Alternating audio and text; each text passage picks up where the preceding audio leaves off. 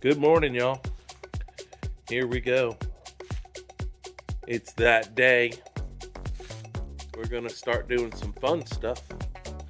Missed all the fun part, pulling everything out. But sure enough, it's out.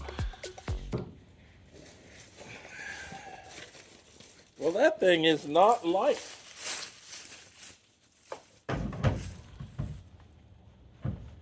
And I'm too short. But not too bad. All right, Scott, what are we gonna do? We're gonna make the Rubicon transfer case swap in Ron's Jeep. And we're gonna go through and replace the bearings and seals and chains in the used transfer case that he got, so that it'll all be available for him to break the first time he goes a wheeling. Now. Here we go. Well, of course, the T-case doesn't want to come apart, so... If it was easy, everybody'd be doing it, right? No doubt. So, we have come up with this idea. Well, we're just going to build our own little spreader. Yeah, I think I'll get it. If at first you don't succeed, just find the right tools. All right. Let's be gentle and see what See how happens this does. Hey, look at that. Look at that. Just like that. Should we skin a cat? There she is. Much more better. Well, we now have two parts. There we go. So here's the important things to know about this. Number one, make sure that you don't have any cracks in this hose. This is your pump that keeps it lubricated, right? This is your pickup side, so that's at the very bottom. Then the other thing is that when you take this apart, you start to take the, don't forget to put that back in there. When you go to take this apart, this shift collar right here,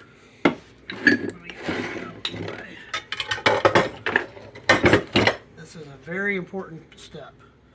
This shift collar right here has a short side and a long side. It will fit in both ways. This is the way it goes. If you put it in this way, it won't shift. You won't get any gears in your transfer case but the one in which you install it. So you got to make sure that that step is towards the back of the transfer case when you put it back in there. Otherwise, you get to take it apart again. No bueno. So I'm going to set that facing. So I got everything facing towards the front of the transfer case. So when I'm setting my parts down, they go facing towards the front of the transfer case. Nice. All right. Then this is the other area of wear, which yours actually look really good, but we got new ones in the kit. These right here are little swipers that ride inside of that collar, and if they get worn, they usually get worn on these faces, not necessarily on this face. This face will get worn if the side faces get worn. So when it's pushing that collar in and out, if these are damaged, then you'll have a hard time getting it into gear, getting it out of gear, getting it to stay in gear. It'll pop out of gear, all that kind of fun stuff. Well, we look good so far. Yeah, that thing looks really clean. Well, how about that? I think I might end up with parts to put in another transfer case and to make another Ruby case. Yeah, well, Maybe so. The planetary keeps you from doing that. That's the part that makes it. This piece in here, we'll get into that here in a minute. Oh, okay. But that's the big difference is the planetary gear set. Well, dang. So it has a little bit of wear in it. You can see it's picked up some metal in the magnet, but it's not a lot. So that's a little bit. Yeah, that's not much. That's pretty normal. Nothing to worry about there. We'll just clean that up. No big chunks of metal or anything in the bottom of the case. We didn't have anything fall out of the case when we were draining the fluid. So. Well, I figured it was going to be just fine, but we're about to make it a brand new one. Safe, sorry kind of situation. Exactly. Sure. Let's get back to work. All right. Transmission side of the case coming off now. We're about to have 3 pieces.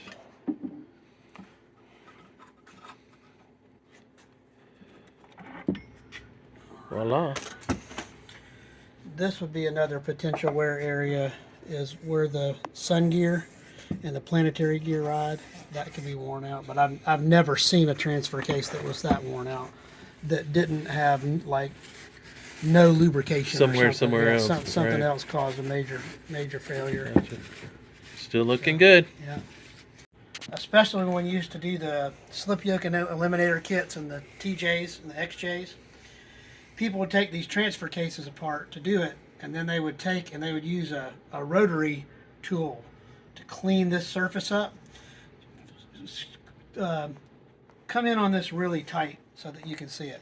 There's actually machine marks in these two case halves, right? And they're there so that the RTV has something to adhere to. If you take all those marks off, your transfer case will absolutely leak. No doubt. So over the years, I've had to tell people that you have to be very careful. I do use a razor blade, but if you look, a lot of times you can take some brake clean and spray it on the RTV and just rub it with your finger and get it all off, so that you're not taking that micro machine mark out of there that they use to make sure that there's clamping force and make a mechanical adhesion between the two halves and the material, that whatever RTV you're using. I usually use the ultra gray for transmissions, transfer cases, and diff covers. That's the one that I like. But there are some new stuff out there that I have just recently started using, that's designed specifically for gear oil. I haven't had any issues out of it, but then again, I didn't have any issues out of the stuff I was using before. Well, I didn't know what to get, so I got ultra black. That's good stuff too. Yeah. And then any of the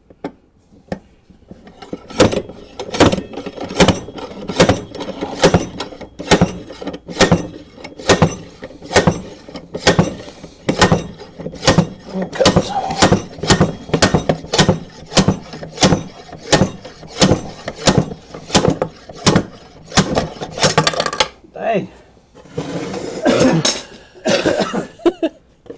Gravy. All right. Well, that was really about the only thing I was super concerned about. okay. We do have to.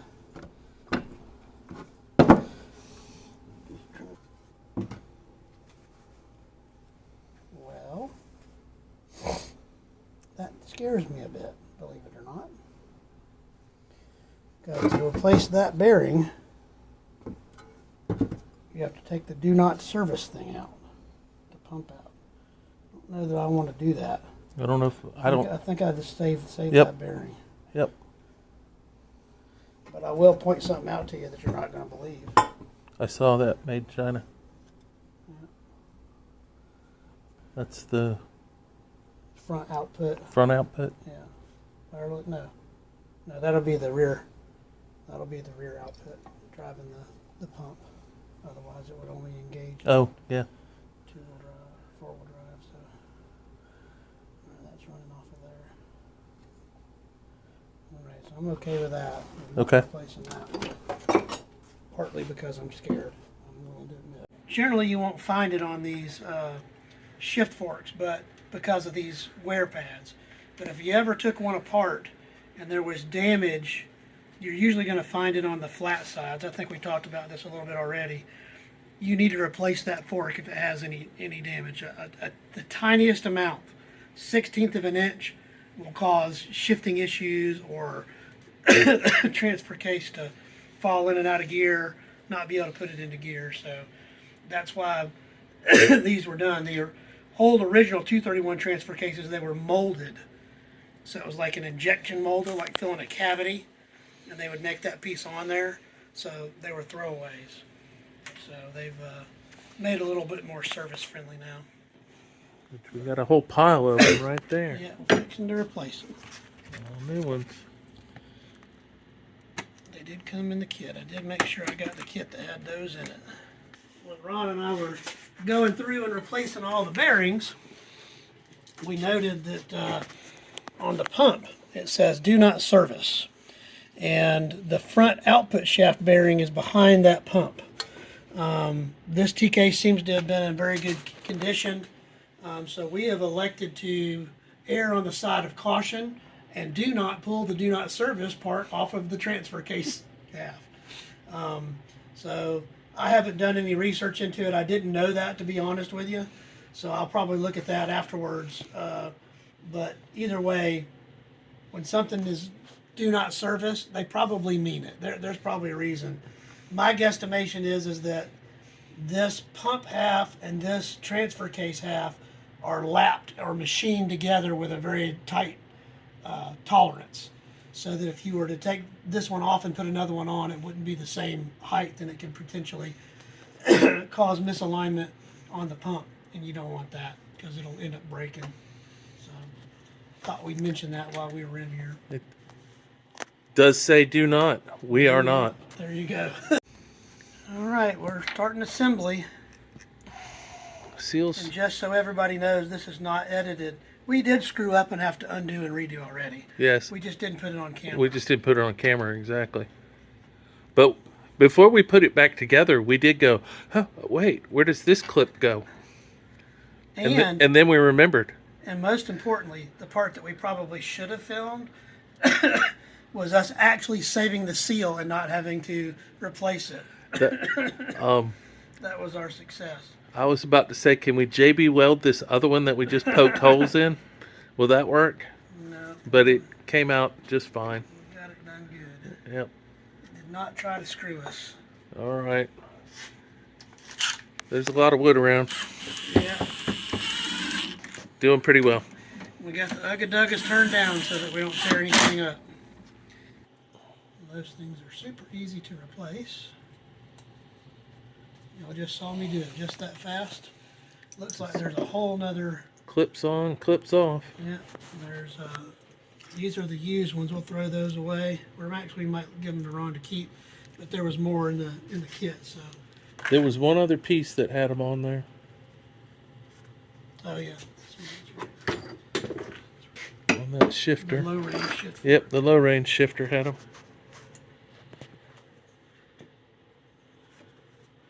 These are low. Again, we probably didn't need to do all of this, Yeah. but this is about $325 kit of insurance. Yeah. So and some time. yeah. But And Ron and I are so gentle on all of our equipment that we decided it probably might be necessary. as I'm about to take this thing to Windrock and just be absolutely easy on it. Yeah. Right, Moose? Until it leaves the parking lot. So getting it off the trailer will be nice too. All right. All right, we're going to start lining up some gears. I'll turn it back on in just a second. Right. This is one of those situations where this is a much easier job with it still installed in the heap.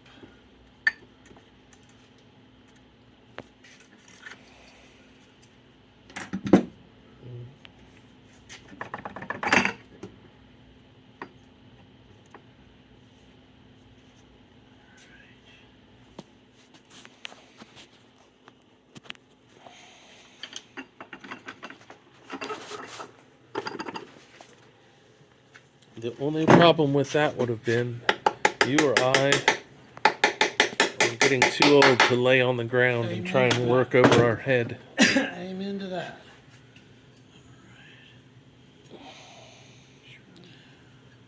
We will have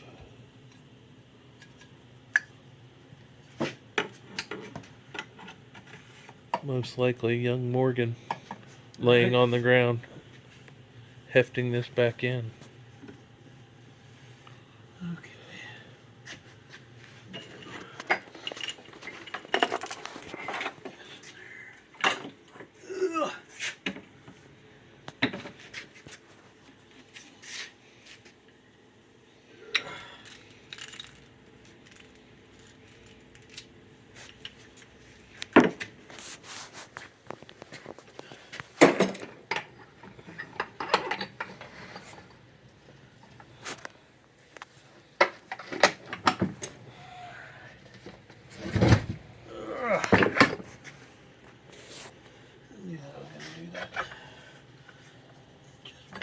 be a pain in the buttocks. Oh, look at that.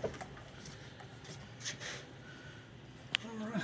Fell right back Actually in. fell right back in. So we're not going to complain. Nope. All right. A bunch of RTVs and a bunch of bolts. Yeah, We're about there. 90% of the way. See you, bye.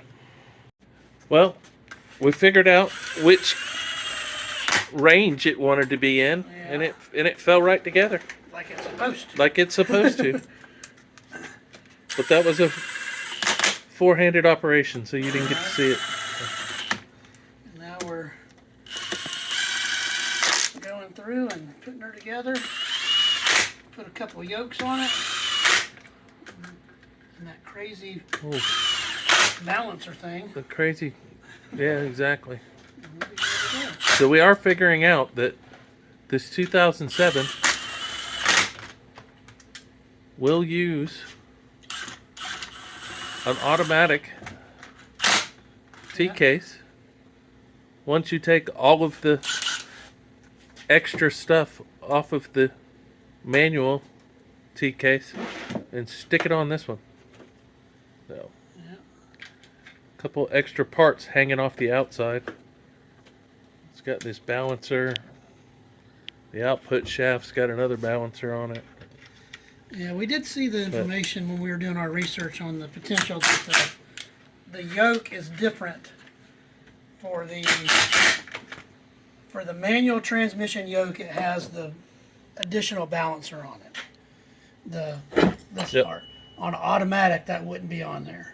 So Ron and I had discussed that there may be a necessity to get one of those if for some reason his was bad or wouldn't work or something.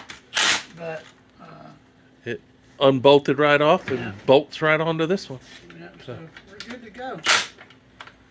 Now all we got to do after we tighten this up is make sure that it shifts through all the gears, and then we'll be ready for one of those young kids to lift it up in the truck. I'll be calling you, Morgan. You're paying for those tires some way. And this is what I do. I put just like a quarter of an inch of silicone on those threads or on the splines. And all that's for is so that you don't come back to me and say, my seal's leaking. Just in case there's a wear pattern difference between the yoke and the output shaft. So just a little bit. That's all it takes. And we can put some, I also put some on the back of the nut so that when that tightens down, that makes a complete seal so that no fluid can migrate down the splines between the spline and the yoke and cause a leak. Makes sense. Look, this one actually has a different style of seal in it. It's got a big O-ring in it. So we'll use that one. And do it on the... We're going to seal the snot out of it. We'll make sure that If this thing's leaking, nothing's coming out. if this thing's leaking, we've got a problem. Probably a right foot.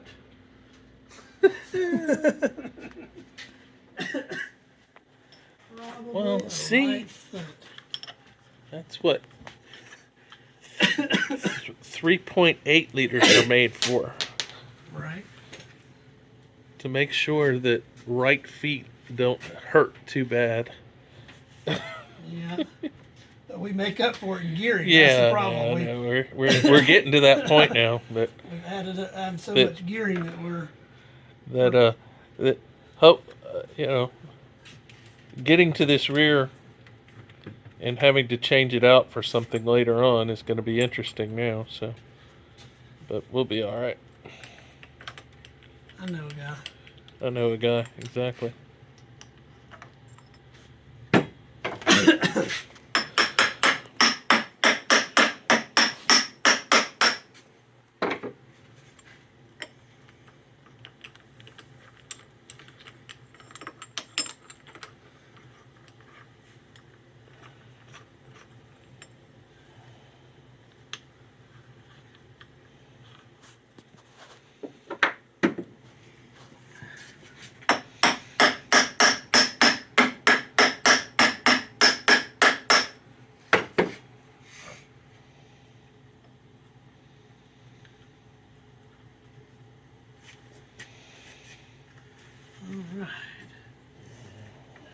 Ugga dugga. One or two ugga duggas. And